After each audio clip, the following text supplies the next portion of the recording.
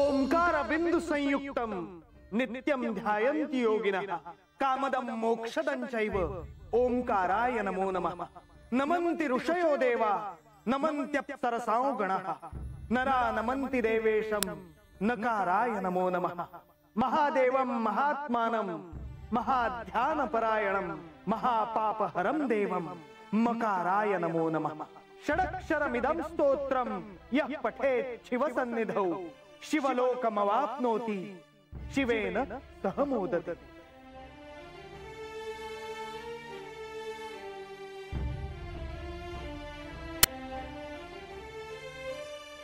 आज महाशिवरात्र या अशा शुभ प्रसंगी जेजुरी गडावर असंख्य शिवभक्त येत आहेत। राज्याचा प्रधान या नात्याने मी येणाऱ्या सर्व शिवभक्तांचं स्वागत करतो।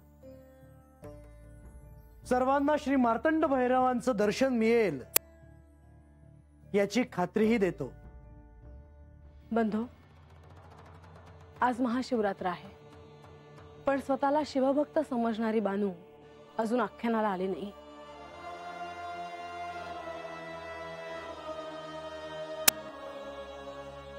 माझ्या दृष्टीने ती महत्वाची नाही, पण ती अजून आली नाही हे मी तुम्हाला निदर्शनास आणून देते आहे।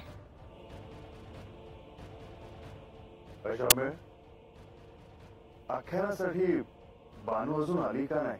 देवा, आम्हाला म्हणली की व्हावर, आम्हाला म्हणली ती येते, अजून का आली नाही काय कळलं झाले बघा। मी सांगते देवा, बानू तुमच्यावर रागवली बघा। पाहिलं, आराध्याच्या महाउत्सवातही बानूने आपला अहंकार सोडला नाही।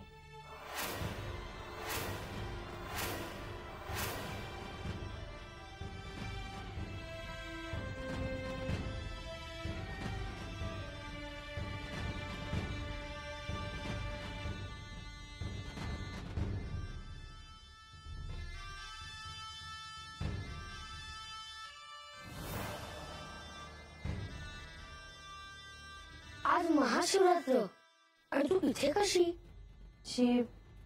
म्या नाही गेले गडावर।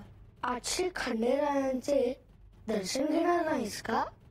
इच्छा तर आहे, तर काय करावं हेच कळत नाही। फार विलंब करू नकोस। ह्या असले काय नसले काय, तर आख्यान तर सुरू बी झालं असेल आता। हे मनाचे खेळ आहेत, योग्य निर्णय घे।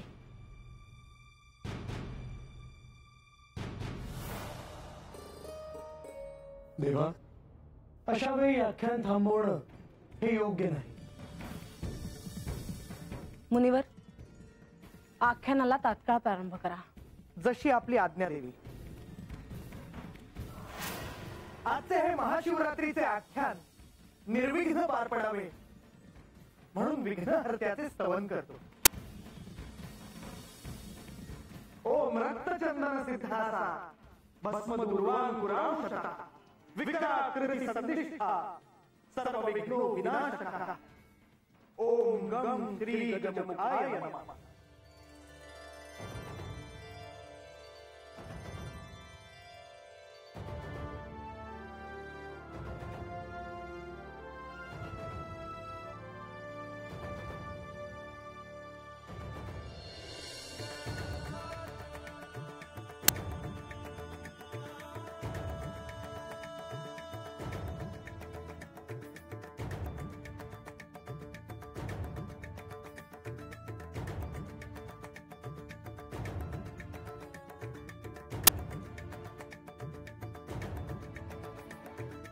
गणेश, किती वाट पाहिले मी तुझे? तुझ्या बाल्याला मला किती आठवत होत्या। अरे, आता मी तुझ्याजवळ आलो आहे ना। जा, तू तुझा आसन ग्रहण कर। महाशिवरात्री निमित्त आपल्याला मी वंदन करतो। शुभम भवतु।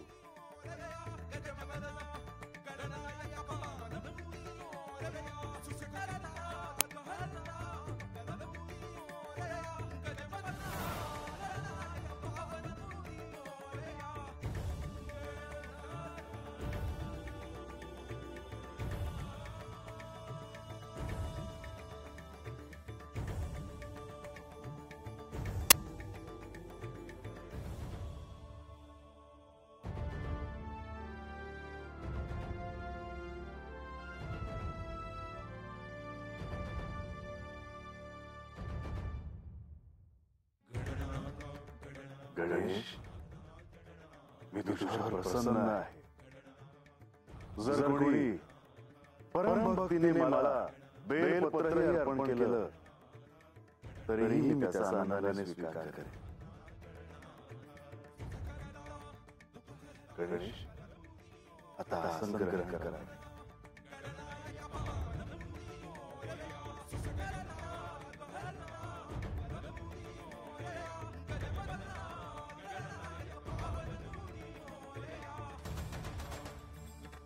नारायण नारायण. आता आपणच सांगावे, बानू नसताना आख्यान पुढे सुरू ठेवावे का?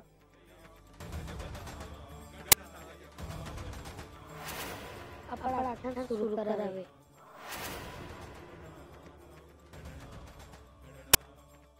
दक्ष प्रजापतीने श्री सतीदेवींना श्री विष्णू यांचे ध्यान, स्मरण, पूजन करायला सांगितले असले तरीही त्यांच्या अंतरात्म्यात मात्र शिव होते. आणि याचा प्रत्यय श्री सतीदेवींना अनेक वेळा आला होता. त्यांच्या बालपणापासून त्या शिवाची आराधना करीत होत्या. त्यांचा भेटीचा क्षण आता जवळ आला होता.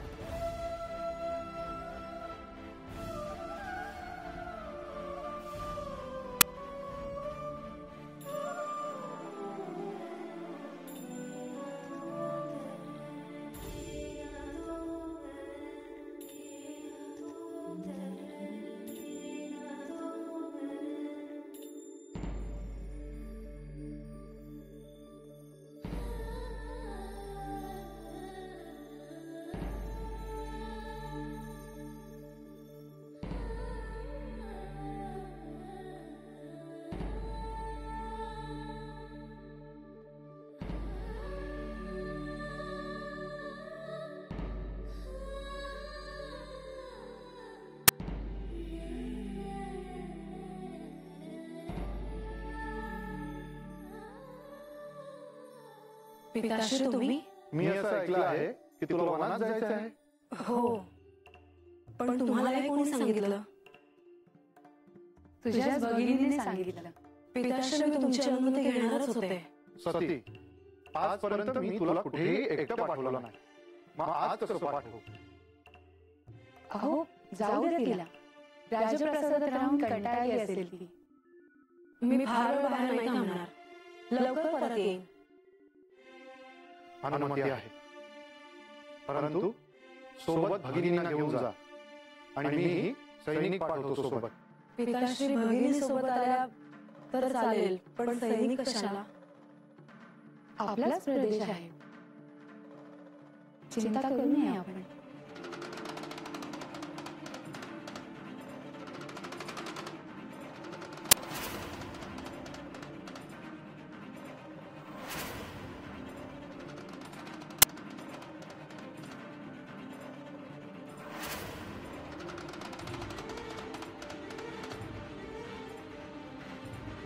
पिताश्री काय झालं? तिला जाऊ द्यावे असे मला वाटते. चिंता करण्याचे काहीच कारण नाही.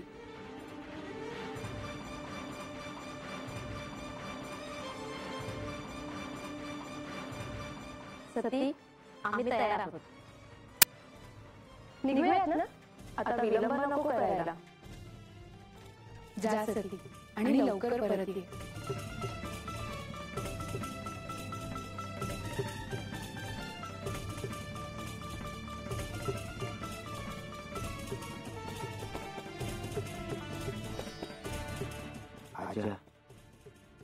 आख्यान सुरू आहे आणि बानू आता नाही. बरं दिसत का ते? काय म्हणतो मी तिला घेऊन येऊ का? नका आख्यामध्ये सोडून बाहेर जाणं बरोबर दिसत नाही. बरी एक चांगलं झालं, देवासनी कळलं तरी बानू रागावली आहे. तर या महाशिवरात्रीच्या उत्सवाच्या निमित्ताने मी सर्व शिवभक्तांना याचे स्मरण करून देतो की ज्यांना शास्त्रोक्त कर्म यज्ञ पूजन येते त्यांनी ते करावे, शिव प्रसन्न होतील. परंतु ज्यांना शास्त्रोक्त कर्म येत नाही अशांनी श्रद्धेने केवळ एक बेलपत्र जरी वाहिले तरी शिव प्रसन्न होतील.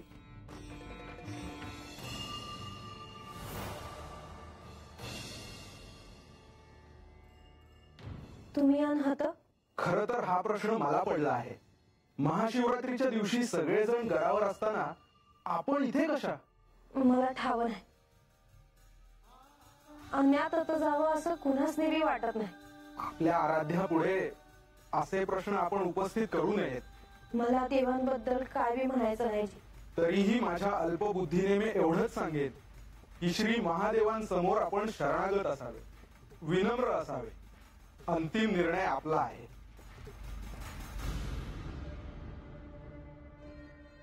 श्री सतीदेवी दक्ष प्रजापतीच्या राजप्रासादातून प्रथमच बाहेर पडल्या होत्या. त्यांच्यावर अनेक नियमांचे बंधन होतेच, परंतु शिवतत्वापासून त्यांना जाणीवपूर्वक दूर ठेवण्यात आले होते. परंतु साक्षात भगवतीच त्यांच्या हृदयात शिवोहम शिवोहमचा स्वर निनादत होता. शिवोहम शिवोहम शिवोहम शिवोहम शिवोहम शिवोहम शिवोहम शिवोहम.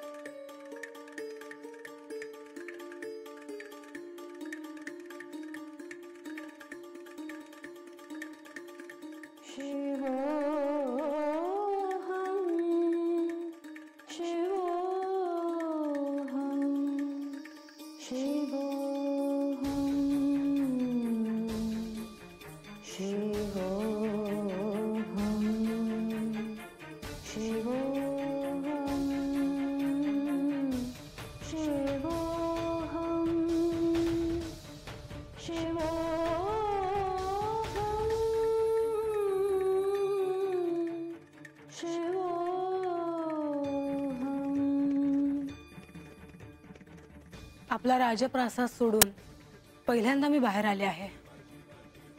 सृष्टी इतकी सुंदर असते हे मला ठाऊक नव्हतं. तू राजप्रासादाबाहेर एकटे जायचे नाहीस, हा पिताश्रींचाच आदेश होता. त्यांना कसले भय आहे कळत नाही. पण आज अचानक बाहेर यायचे कसे ठरवलेस? ठाऊक नाही, पण सतत कोणीतरी आवाज देत आहे असं वाटतंय मला.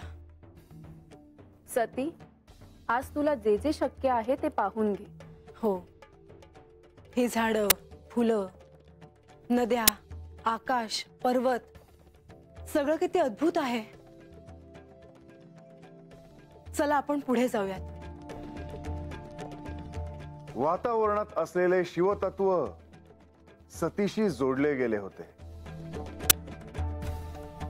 तिच्या आत असलेला शिवोहम शिवोहम हा नाद माझ्यापर्यंत पोहोचत होता.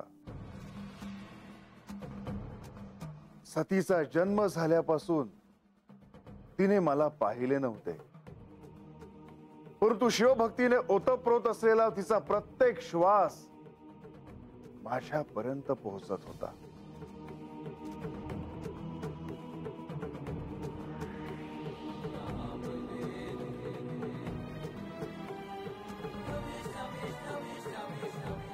कर्पूर गौरम करुणावतारम संसार सारम भुजगेंद्र हारम सदा वसंतम हृदयारविंदे भवम भवानी सहित नमः.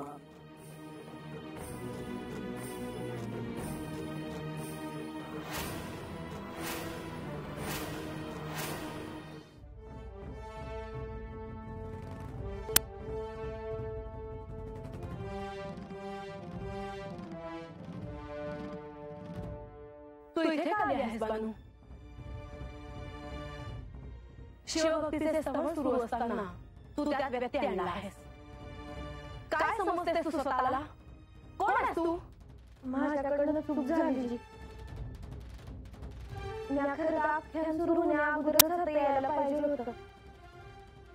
पण माझं मनच थाऱ्यावर नव्हतं बघा. माझ्या बाजूची चूक पदरात घ्यायची ही अक्षम्य अशी चूक आहे. याचे प्रायश्चित्त तुला करायला हवे. बानू, आज मात्र तुझे खरोखरच चुकले आहे. महाशिवरात्रीला भक्ताचे मन कसे प्रसन्न, आनंदी, शिवमय असावे. बानू, तुला जर तुझी चूक उमगली असेल तर झालं गेलं विसरून जा. हे आख्यान तुम्हा सर्वांसाठी आहे. या स्तुतीने माझ्यामध्ये काहीच अंतर पडणार नाही. हे श्रवण केल्याने शुभ मंगलदायी प्रत्यय तुम्हाला येवो ही सदिच्छा आहे. पुण्याला अशोक नाही होणार देवा. बानू, जा आता आनंदाने आसन ग्रहण कर. शुभम भवतु.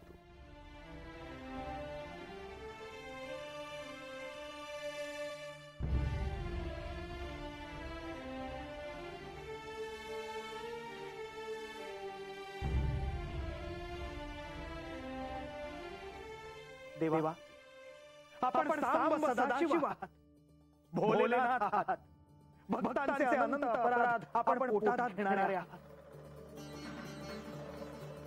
नारायण नारायण. आजच्या महाशिवरात्रीच्या आख्यानात मी सर्वांना श्री महादेव आणि श्री सतीदेवी यांच्या पहिल्या भेटीकडे घेऊन जातोय.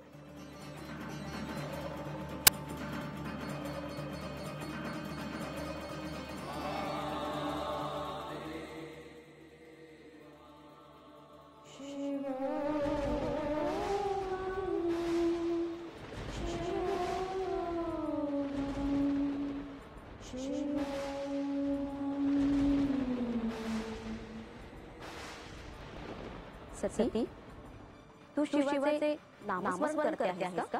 असे का विचारते आहेस? कारण आम्हाला शिवोहम असा नाद ऐकू येतो आहे. मला असे का होते आहे हे ठाऊक नाही. मला हे ठाऊक आहे की पिताश्रींना श्री महादेवाचे नाव घेतलेले आवडत नाही. ते त्यांचा द्वेष करतात. मला तर असे वाटते की आपण माघारी फिरावे.